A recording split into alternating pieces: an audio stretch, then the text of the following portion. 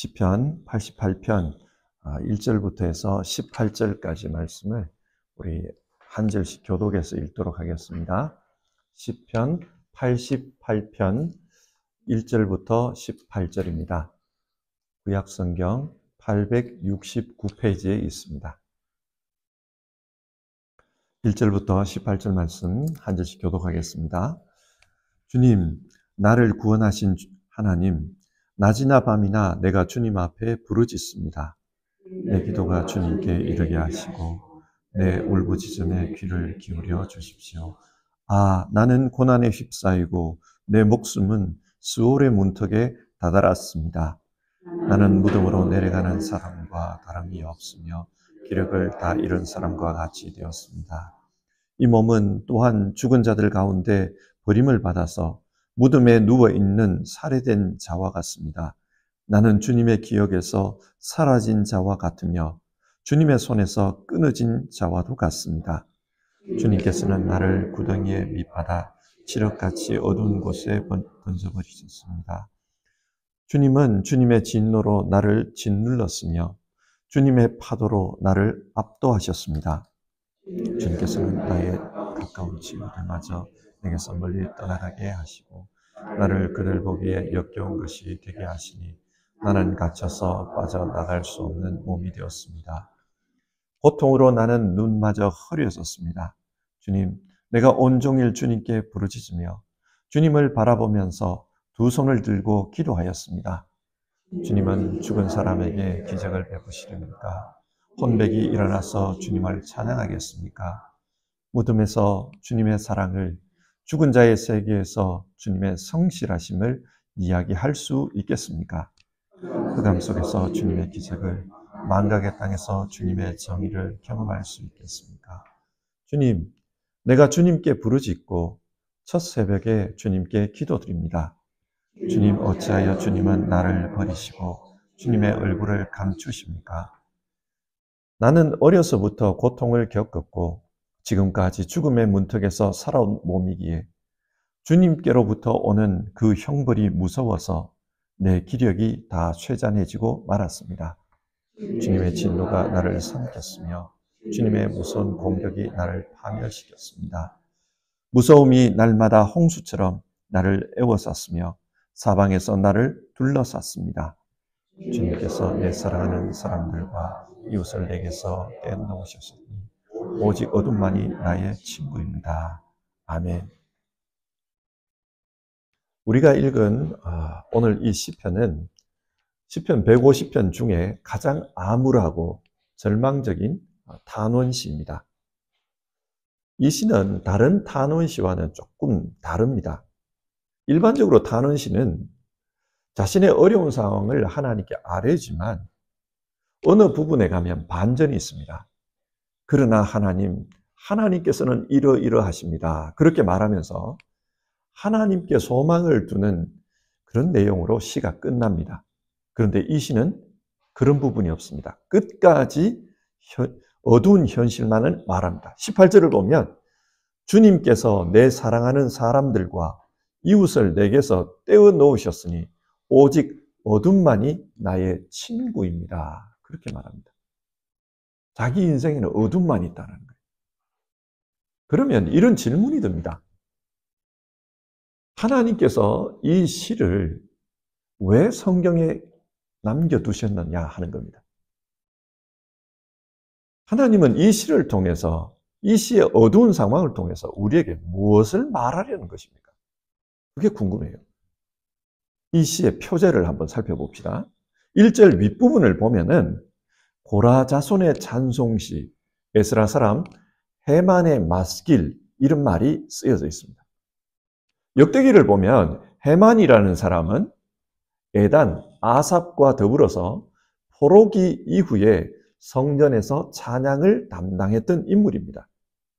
그러니까 이 시는 포로기 이후 암울했던 시대에 기록되었다는 것을 알 수 있습니다. 그리고 이 시는 마스길입니다. 마스길은 교훈이라는 뜻을 가지고 있습니다. 그러니까 헤만은 이 시를 통해서 교훈을 주고 싶었던 겁니다. 그래서 이 시를 기록한 거예요. 자, 그러면 어떤 교훈을 주고자 하는 것입니까? 표절을 계속해서 보면 지휘자를 따라 마할랏 르아노트에 맞추어 부르는 노래, 그렇게 기록하고 있습니다. 세번역 성경의 각 줄을 보면요, 마할랏 르아노트는 곡 이름이라고 말합니다. 그리고 이 곡 이름 옆에 역경의 고통, 그렇게 쓰여져 있습니다. 이 노래의 이름이 역경의 노래라는 말입니다. 근데 개역 개정 성경을 보면은 이 부분을 병의 노래, 그렇게 번역하고 있습니다. 그러니까 이 시는 오랜 질병을 겪었던 분, 불치병 가운데서 고난을 당했던 분, 그와 같은 역경을 만난 사람이 부른 노래라는 것을 알 수가 있습니다. 자, 이상의 정보들을 모두 종합해 보면요, 이 시는 포로기 이후에 암울했던 시대에 불치병과 같은 역경을 만난 분이 자신과 똑같이 어려움을 겪고 있는 분들에게 교훈을 주기 위해서 기록한 시라는 것을 알아야 합니다. 우리 가운데도 어려움을 겪고 있는 분들이 있을 것입니다. 어려움 가운데 나는 하나님을 어떻게 믿어야 하나? 아무리 기도해도 응답이 없는데 계속 기도해야 되나? 그런 질문을 가지고 있는 분들이 있을 것입니다. 이런 질문을 가지고 있는 분들에게 교훈을 주기 위해서 이 시가 성경에 들어와 있다는 거예요.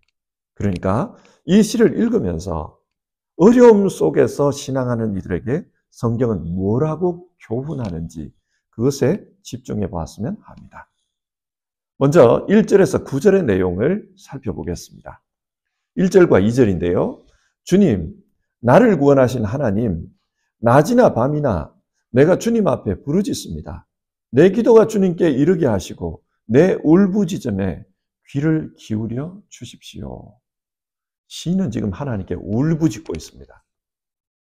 그런데 자기의 기도를 들으시는 분을 구원의 하나님, 그렇게 부르고 있습니다. 그러니까 자신은 어려움 속에서도 하나님은 나를 구원해 줄 수 있습니다. 그런 믿음을 가지고 지금 울부짖고 있는 겁니다. 이렇게 믿음을 가지고 울부짖으면 성경이 말하는 정답에 따르면 하나님이 응답해 주셔야 됩니다. 그런데 이 시편을 보면 어디에도 내가 응답받았다 그 말이 없어요. 오히려 상황은 절망적이라고 말합니다. 3절을 보시면요. 내 목숨은 스올의 문턱에 다다랐습니다. 그런 말이 나와요. 여기서 스올은 망자의 세계를 의미합니다. 그러니까 지금 이 시는 내 눈앞에 저 세상이 보입니다. 그 이야기예요. 그리고 4절을 보면 나는 무덤으로 내려가는 사람과 다름이 없으며 기력을 다 잃은 사람과 같이 되었습니다. 오랜 불치병 끝에 사망 선고를 받은 겁니다. 그래서 나는 죽은 사람하고 똑같습니다. 이런 말을 하고 있어요. 자, 5절을 한번 보십시오. 나는 주님의 기억에서 사라진 자와 같으며 주님의 손에서 끊어진 자와도 같습니다. 오랜 불치병, 그 고난 속에서 하나님께 울부짖었다는 거예요. 그런데 응답이 없어요. 그래서 이분은 어떻게 느끼냐 하면은 하나님께서 나를 잊어버렸습니다. 그렇게 느끼고 있어요. 그리고 6절을 보면 주님께서 나를 구덩이의 밑바닥, 칠흑같이 어두운 곳에 던져버렸습니다. 하나님께서 자신을 던져버렸다. 나는 버려진 인생이다. 그런 느낌을 가지고 있어요. 얼마나 외로운지 모릅니다. 하나님이 자기를 버렸다고 느낍니다. 그리고 7절, 주님은 주님의 진노로 나를 짓눌렀으며 주님의 파도로 나를 압도하셨습니다. 아무리 기도해도 응답이 없자 이 사람이 내린 결론은 하나님께서 내게 진노하셔서 이런 일이 벌어지고 있습니다. 그렇게 생각하는 거예요. 단순한 고난이 아닙니다. 하나님의 진노로 내게 이런 고난이 밀려왔다. 그렇게 생각하고 있습니다. 하나님에 대한 섭섭함이 있는 거예요. 내가 부르짖습니다. 그럼에도 대답이 없습니다. 죽음의 세상이 눈앞에 보입니다. 하나님이 나를 잊어버린 것 같습니다. 나를 버리고 내게 진노를 베푸시는 것 같습니다. 이런 상황이에요. 그런데 이런 상황에서 이분을 더 어렵게 만드는 것은 옆에 있는 사람들입니다. 8절을 보면 이런 말이 나옵니다. 주님께서는 나의 가까운 친구들마저 내게서 멀리 떠나가게 하시고 나를 그들 보기에 역겨운 곳이 되게 하시니 나는 갇혀서 빠져나갈 수 없는 몸이 되었습니다. 사람들도 자기를 버렸다는 겁니다. 한국말에 긴 병에 효자 없다고 하지 않습니까? 고통이 길어지면은 사람들은 다 떠납니다. 처음에는 아픈 사람을 자주 방문하지요. 문병하면서 자주 찾아뵙게요 말합니다. 그러나 시간이 지나면 지날수록 그 방문 횟수가 줄어듭니다. 그러다 보면 나중에는 나 혼자밖에 없구나 그런 느낌이 드는 게 사람입니다.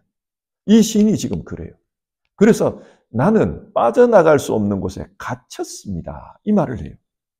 마치 감옥에 갇힌 것처럼 나는 빠져나갈 수 없는 곳에 갇혀서 나 혼자만 남았습니다.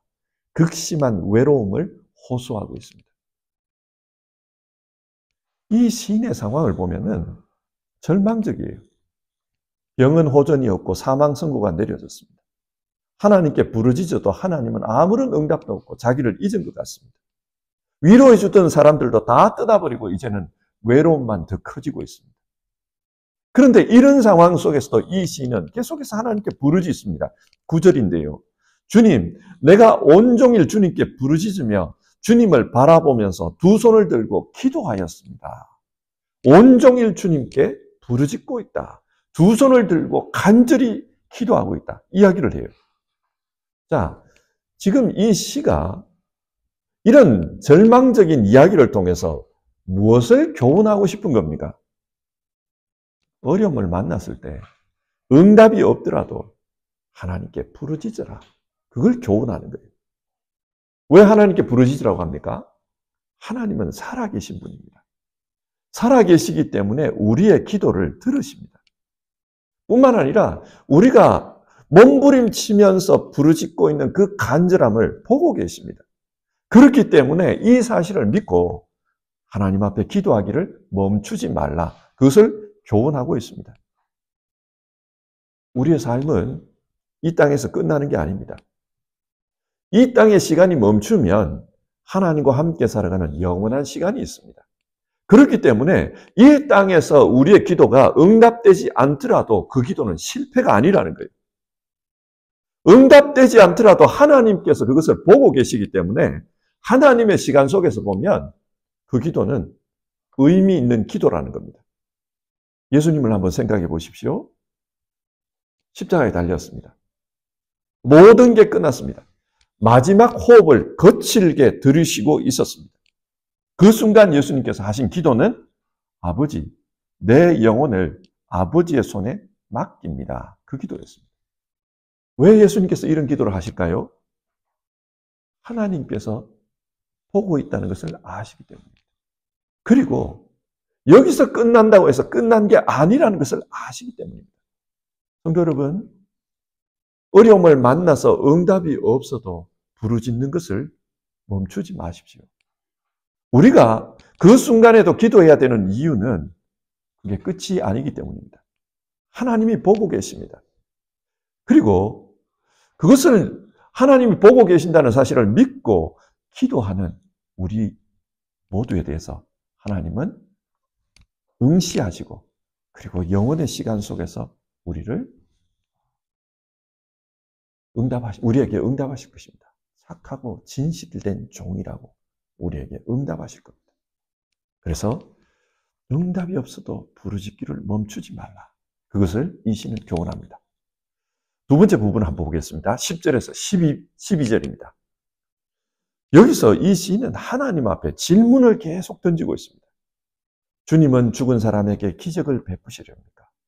혼백이 일어나서 주님을 찬양하겠습니까? 지금 자기 현실이 그렇다는 거예요. 죽은 사람과 같은데 이런 사람한테도 기적을 베풀어 주십니까? 죽은 사람, 그래서 영혼만 남은 사람에게도 주님께서 기도를 들어주십니까? 그 이야기를 해요. 11절을 보면 무덤에서 주님의 사랑을, 죽은 자의 세계에서 주님의 성실하심을 이야기할 수 있겠습니까? 내가 지금 하고 있는 이 기도가 죽은 다음에 그 세계에서 의미 있는 겁니까? 그걸 묻는 거예요. 흑암 속에서 주님의 기적을, 망각의 땅에서 주님의 정의를 경험할 수 있겠습니까? 이 사람은 죽음 이후에도 계속되는 하나님의 역사를 생각하고 있습니다. 그러면서 질문하고 있는 거예요. 이게 우리에게 중요합니다.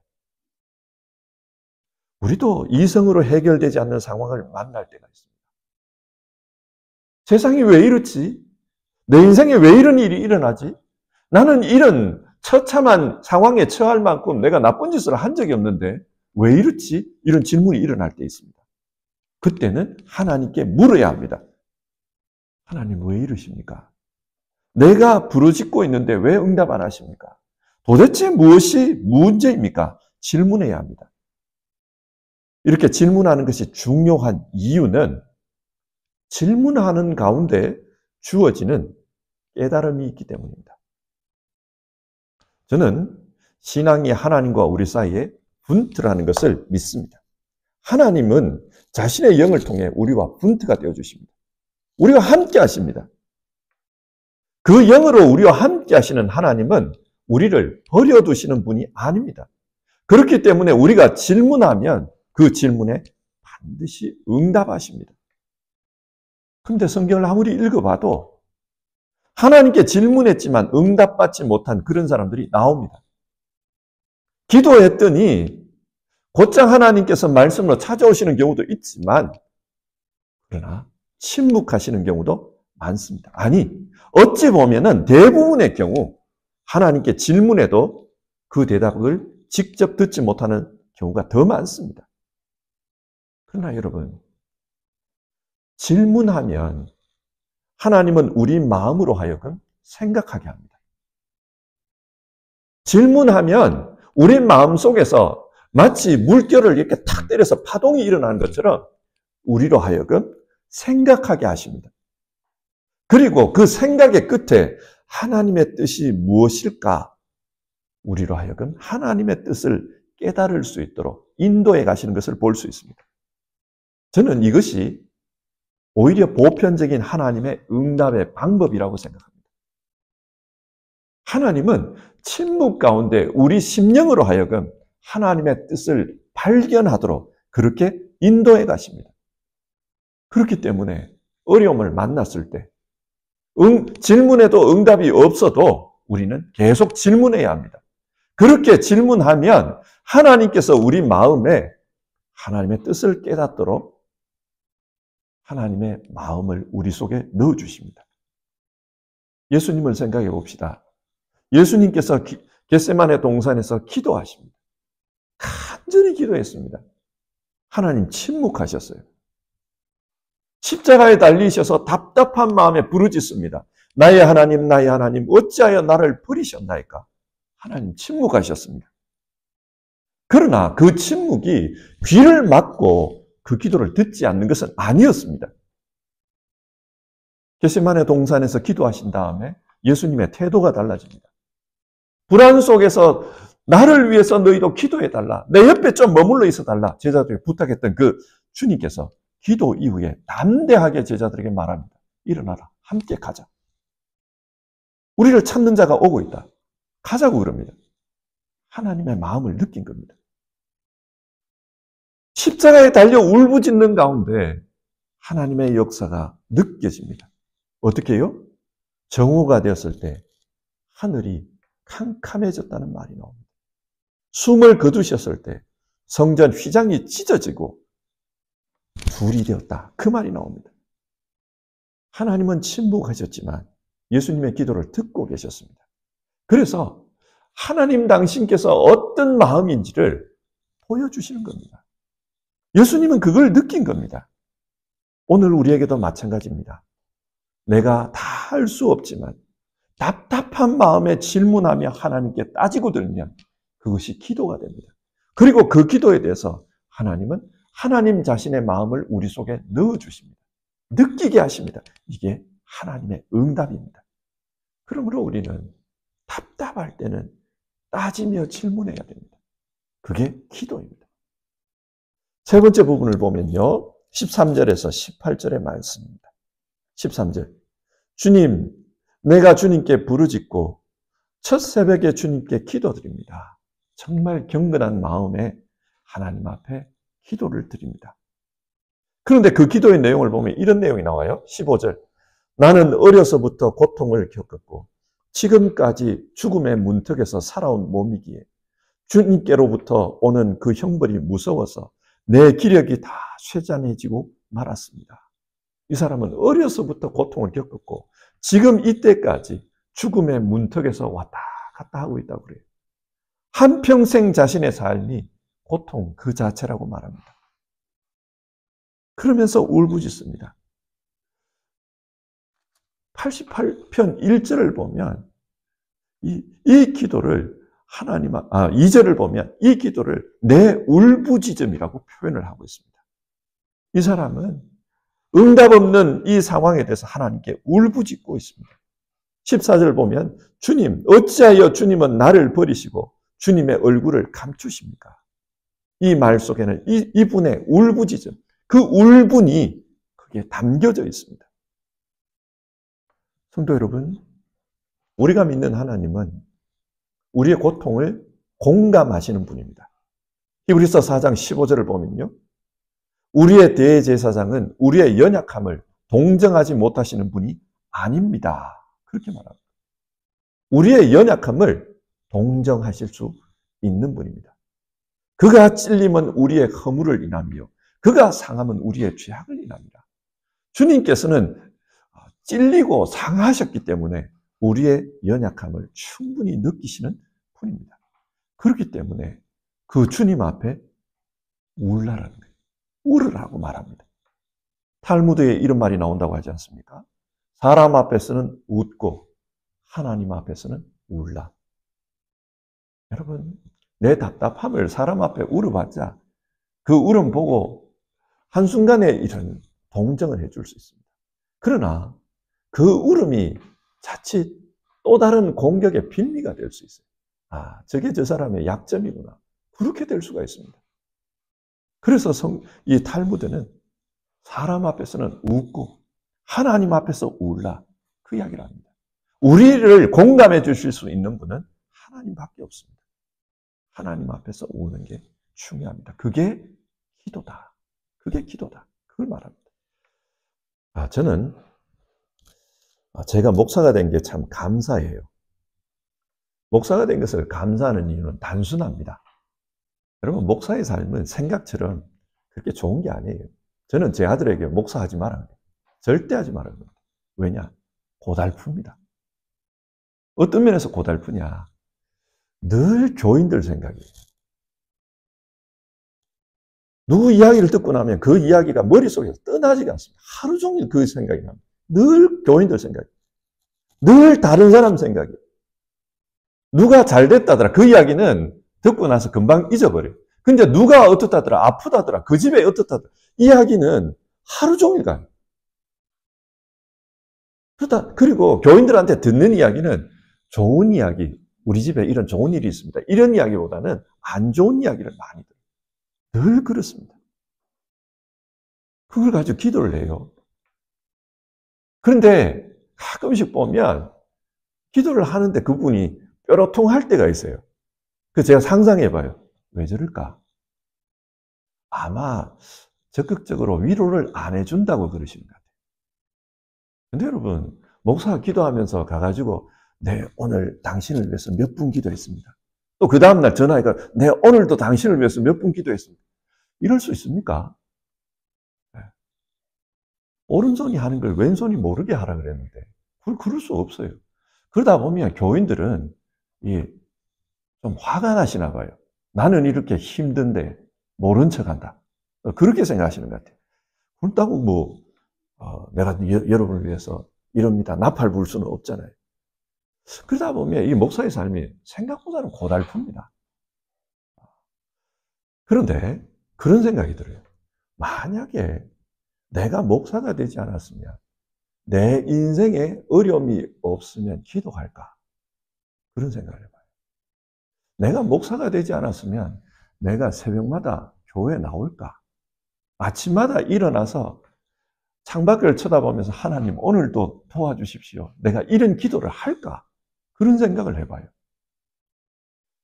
제 생각에는 조금 가능성이 적은 것 같아요. 안 했을 가능성이. 그래서 저는 감사합니다.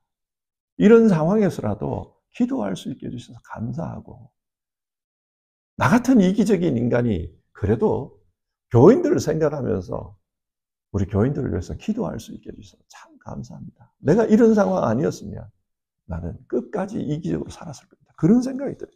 그래서 감사합니다. 무슨 말씀입니까? 여러분, 하나님께서 응답하지 않는 상황을 주실 때 섭섭하고 힘들어요. 그러나 그 상황 없으면 기도 안 합니다. 하나님께서 그런 상황 속에서 원하시는 것은 울부짖으라. 울면 내 눈물, 네 눈물, 그 눈물 내가 다 한다. 네 눈물이 그냥 눈물이 아니다. 그게 내게는 보석이다. 하나님께서 그렇게 보실 겁니다. 말씀 맺겠습니다. 오늘 성경은 우리에게 고난을 만났을 때 어떻게 해야 할지 그것을 교훈하고 있습니다. 어떻게 해야 하는가? 오늘 성경은 기도하기를 포기하지 말라고 합니다. 기도가 쉽지 않을 때는 하나님께 묻고 따지라고 말합니다. 그리고 그래도 응답이 없으면 그 섭섭한 마음 하나님 앞에 울라고 합니다. 그러면 하나님께서 공감해 주신다. 그게 오늘 성경이 우리에게 주는 교훈입니다. 우리 성도님들 어려움 가운데서 오늘 말씀이 여러분들에게 위로가 되고 또 여러분들을 인도하는 길잡이가 되었으면 좋겠습니다. 2차 세계대전 당시에 많은 분들이 포로 수용소로 끌려갔잖아요. 여기에 가까운, 우리 베를린에서 가까운 곳에 아주 유명한 분이 포로로 끌려왔어요. 코리텐 붐이라는 분입니다. 이분은 자기 동생과 함께 베를린에서 가까운 곳에 그 수용소에 갇혔어요. 이분은 늘 기도하던 사람이었습니다. 수용소에 갇혀서도 기도했어요. 그런데 수용소에 갇히고 보니까 거기가 너무 열악했나 봐요. 그래서 그 열악한 가운데 제일 괴로웠던 게 이가 너무 많아가지고 물어 뜯는 거예요. 자신의 동생이 하소연을 합니다. 언니 너무 힘들어. 너무 견디기가 어려워. 할 말이 없잖아요. 그 상황에서 뭐라 그러겠습니까? 이 언니가 동생한테 그런 말을 합니다. 성경은 우리에게 범사에 감사를 하고 있다. 그 범사에는 이도 포함되어 있다. 그러니까 그래도 감사하자. 그러면서 위로를 한 거예요. 그런데 신기한 것은 그렇게 기도하고 지낼 때 이분들에게 주어진 은혜가 있었습니다. 이게 뭐냐? 자기들을 감시하는 수용소 군인들이 자기 방 쪽으로는 안 오더라는 거예요. 왜 안 왔을까요? 이 옮을까 봐. 이가 많으니까 이 옮을까 봐 오지를 않더라는 거예요. 그래서 이분들은 몸은 괴로웠지만 거기서 훈련할 때까지, 이 독일이 해방될 때까지, 그때까지 하나님을 부르짖고 찾는데 자유로웠다. 그런 이야기를 해요. 나중에 이분들이 돌아보면서 자신들이 겪었던 그 어려움이 하나님의 응답이었다 이야기를 해요. 그 이가, 나를 괴롭히는 그 이가 나를 정말 힘들게 했지만, 그런데 생각해보면 그 이가 내가 부르짖던 내 기도에 대한 응답이었다. 그래서 그 수용소 기간 동안 견딜 수 있었고 자유롭게 하나님 부르짖을 수 있었다. 그 이야기를 해요. 성도 여러분, 고통은 괴로운 겁니다. 그러나 그 고통 속에서 하나님께서 우리에게 기대하는 바가 있습니다. 그래서 고통을 주실 겁니다. 고통 가운데서도 기도하기를 쉬지 않고, 또 고통 가운데 기도가 안 되면 하나님께 질문하며 따져도 속이 안 풀리면은 울부짖고 그렇게 부르짖으라. 그게 하나님이 원하시는 바다. 오늘 성경은 그렇게 말합니다. 늘 하나님 앞에 기도하기를 힘쓰는 우리 모두 되었으면 좋겠습니다. 우리 같이 찬송하고 기도